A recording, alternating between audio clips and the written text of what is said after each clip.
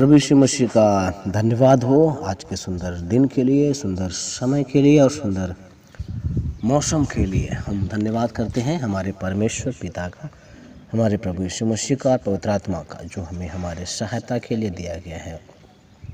मेरे प्यारे, हम आप लोगों को प्रभु यीशु मसीह के नाम में उत्तम आशीषें के लिए प्रार्थना करता हूँ, उत्तम जीवन के लिए प्रार्थना करता हूँ, उत्तम विश्वास पाने के लिए प्रार्थना करता हूँ। आज हम परमेश्वर के वचन से देखेंगे। परमेश्वर के वचन जो भजन संहिता में इस प्रकार से लिखा हुआ है कि भजन संहिता 121 अध्याय, ये हमारे पवित्र शास्त्र का एक भजन का पुस्तक है। उसमें 121 चैप्टर है। उसमें इस प्रकार से भजनकार लिखता है, मैं अपनी आँखें पर्वतों की ओर लगाऊंगा, मुझे सहायता कहाँ से मिलेगी। मुझे सहायता यहोवा की ओर से मिलती है, जो आकाश और पृथ्वी का करता है। वह तेरे पाँव को टलने न देगा, तेरा रक्षक कभी न ऊँघेगा। सुन, इज़राइल का रक्षक न ऊँघेगा और न सोएगा। यहोवा तेरा रक्षक है, यहोवा तेरी दाहिनी ओर तेरी आड़ है। न तो दिन को धूप से और न रात को चाँदनी से तेरी कुछ हानि होगी। यहोवा सारी विपत्ति से तेरी रक्षा करेगा, वह तेरे प्राण की रक्षा करेगा। यहोवा तेरे आने जाने में तेरी रक्षा अब से लेकर सदा तक करता रहेगा। मेरे प्यारों, मैं आपको ये बताना चाहता हूँ, जो हमारा परमेश्वर है वो हमसे बहुत प्यार करता है। इसलिए आखिरी पद में इस प्रकार से लिखा है, यहोवा तेरे आने जाने में तेरी रक्षा अब से लेकर सदा तक करता रहेगा। सोचिए, हम और आप जो प्रभु यीशु मसीह में विश्वास लेके आते हैं, अपनी आस्था को लेकर के आते हैं, अपने हृदय को प्रभु यीशु मसीह को देते हैं, उनके प्रति हमारा परमेश्वर कितना चिंतित है, कितना ध्यान लगाता है। जैसे भजनकार कहता है, मेरा इज़राइल का जो रक्षक है, जो मेरा रक्षक है। इज़राइल का मतलब है वे लोग जो परमेश्वर के वायदे को, उसके चेतावनियों को, उसकी आज्ञाओं को मानते हैं और जिन लोगों ने उसे अपना उद्धारकर्ता और प्रभु करके ग्रहण कर लिया है, वे सब के सब इज़राइल के गोत्र में आ जाते हैं, इज़राइल के संतान में आ जाते हैं, इज़राइल के अंदर आ जाते हैं। उनका रक्षक है हमारा परमेश्वर, जिसने इस धरती को बनाया, जिसने इस आकाश को बनाया, जिसने सब कुछ को बनाया, विशेष तौर से हमें और आपको बनाया है। वो हमें और आपको अपने हाथों से बनाया है। वह उसने हमारे और आपके अंदर अपने नथुने का सांस फूंका है। वो हमारा परमेश्वर है, न ऊँघेगा और न सोएगा। हमारा और आपका विश्वास ऐसा होना चाहिए। मेरे प्यारों, मैं बताना चाहूँगा, ये भजनकार जब ये भजन लिख रहा है, वो यात्रा में है। वो एक जगह से दूसरी जगह जा रहा है। वहाँ पे उसे बहुत सी परेशानियों का सामना उठाना पड़ रहा है, उसे बहुत सी मुसीबतों का सामना उठाना पड़ रहा है। उसे समझ में नहीं आ रहा वो क्या करे। उसके लोग उसके पीछे चल रहे, बहुतों की वो अगुवाई कर रहा है। उस समय वो सोच रहा है कि मैं क्या करूं, बहुत बेचैन, बहुत चिंतित। जैसे आज के इन परिस्थिति में हम और आप हैं, हमें और आपको ये समझ में नहीं आ रहा कि ये समय कब तक चलेगा, ये समय ऐसे ही कब तक चलता रहेगा। हम कब तक अपने घरों में, अपने जगह पे बैठे रहेंगे। हमारे जो काम हैं, जो बिजनेस है, जो नौकरियां हैं, जो भी कुछ हम कर रहे थे, वो सब रुका हुआ है। घर में बच्चे हैं, उनका पढ़ाई है, लिखाई है, सब कुछ। हमें हमारे भविष्य की बहुत चिंताएं हो रही हैं। और ये भी चिंता हो रही है कि ये लॉकडाउन नहीं खुला तो क्या होगा, ये बढ़ गया तो क्या होगा, है ना। ये वायरस का प्रभाव इतना बुरा है हमारे देश के ऊपर, संसार के ऊपर, कि हम सब चिंतित हैं। हम सब इस परेशानी में हैं कि कब बाहर निकलेंगे, कब मुझे सहायता मिलेगी, कहाँ से मुझे सहायता मिलेगी, कौन मुझे संभालेगा। उस समय मेरे प्रियो, जब हम आप टूटे हुए हैं, जब हम और आप बिखरे हुए हैं, हमें और आप कोई रास्ता नहीं निकल रहा है, उसी तरह से जिस प्रकार से वह भजनकार कहता है कि मैं अपनी आँखें पर्वतों की ओर लगाऊंगा, मुझे सहायता कहाँ से मिलेगी। पर्वत एक उपमा दिया गया है, पर्वत की उपमा दिया गया है कि मैं अपनी आँखें, मतलब मैं अपनी इच्छाओं को कहाँ लगाऊंगा, हम अपनी उम्मीदों को कहाँ लगाएंगे, हम अपने सहायता को कहाँ से ढूंढेंगे, हमें सहायता कहाँ से आएगी। आज बहुत सारे लोग खाने की सहायता के लिए चिंतित हैं, उनके पास पीने के लिए जल नहीं है, अशुद्ध जल मिल रहे पीने के लिए, उसकी चिंता में है वो कहाँ से मिलेगा। पर्वतों की ओर लगाएं। आज के ज़माने में यदि पर्वतों की बात मैं करूं तो बड़े बड़े पूंजीपति, बड़े बड़े धनवान, बड़े बड़े पैसे वाले, बड़े बड़े हमारे नेता लोग जो हमारे राजनेता हैं, उनकी ओर बहुत सारे लोगों ने आंखें लगाई।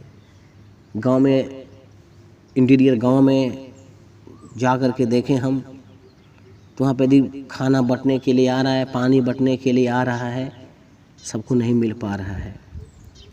मैं आपको बताऊं, वो न्यूज़ में मैं एक जगह देख रहा था, वहाँ पे 4,500 लोग लाइन लगाए हुए थे खाना पाने के लिए। केवल 1500 लोगों को खाना मिल पाता है वहाँ पे। कुछ लोग बेहोश होकर के धूप में गिर जाते हैं, 35 डिग्री 40 डिग्री टेम्परेचर है, वो धूप में गिर जाते हैं बेचारों को, केवल नींबू पानी में पीने को मिलता है। मेरे प्रियो, हमें और आपको कहा गया है, हमें और आपको विश्वास करना है मेरे परमेश्वर। तो आगे वो भजनकार इस प्रकार से कहता है, मुझे सहायता यहोवा की ओर से मिलती है, जो आकाश और पृथ्वी का करता है। वो है हमारा परमेश्वर जो आकाश और पृथ्वी का करता है मेरे प्रियो, जो आदि से है, जिसने आकाश को भी बनाया है और पृथ्वी को भी बनाया है, वो है हमारा परमेश्वर। उसकी ओर से हमें और आपको सहायता मिलेगी। हमें सहायता वहाँ से मिलेगी, शारीरिक सहायता, मानसिक सहायता, आर्थिक सहायता, चंगाई की सहायता, भोजन की सहायता, वो सब कुछ हमारा परमेश्वर देगा। केवल हमें और आपको उस पर विश्वास लाने की आवश्यकता है। आगे लिखा है, वह तेरे पाँव को टलने न देगा। मेरे प्रियो, इस परिस्थिति में हम बहुत सारे गलत कदम उठा सकते हैं, हम बहुत सारे गलत काम कर सकते हैं। हमारे पैर, हमारे बच्चों की, हमारे परिवार की मुसीबतों को देख करके, चलो हम नहीं खाएंगे चलेगा, हम 20 दिन 25 दिन नहीं खाएंगे, पानी पी के जिएंगे, लेकिन जिस उपहार को परमेश्वर ने हमें दिया है एक बच्चे के रूप में, यदि वो भूखो रहे तो हम क्या कर सकते हैं। हम बताना चाहते हैं, हमारे पाँव गलत रास्ते पे जा सकते हैं, लेकिन हमारा परमेश्वर कहता है केवल उस पे भरोसा रखो जिसने आकाश और पृथ्वी को बनाया है। उसका नाम है प्रभु यीशु मसीह। उस परमेश्वर पर भरोसा करिए, वह आपके पाँव को टलने न देगा, क्योंकि आपका रक्षक कभी न ऊँघेगा। आपका रक्षक है वो यहोवा, वो यीशु मसीह आपका रक्षक है, आपका व्यक्तिगत रक्षक है। जो लोग सुन रहे हैं, आपका वो परमेश्वर है, आपका वो रक्षक है।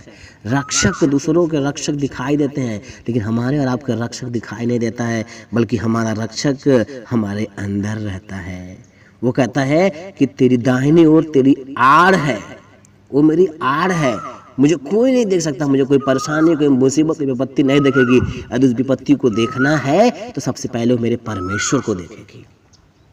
मेरे प्रियो, एक बात बताऊंगा छोटी सी, अय्यूब के ऊपर परेशानी आने से पहले उसने परमेश्वर को देखा था।